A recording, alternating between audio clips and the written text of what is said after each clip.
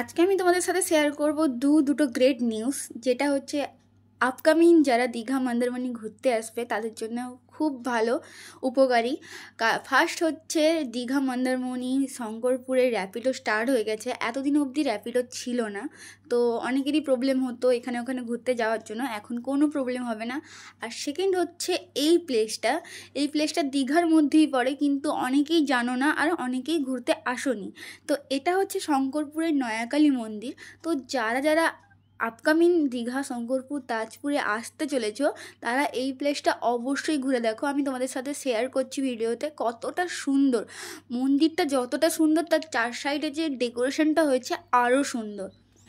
আর এই মন্দিরের সামনে এরকম একটা প্লেস বানানো হয়েছে যেখানে ফোয়ারা, অনেকটা বড় ফোয়ারা আছে, আর ওই ফোয়ারার কিছু প্রোগ্রামও হবে, কিছুদিনের মধ্যেই স্টার্ট হতে চলেছে।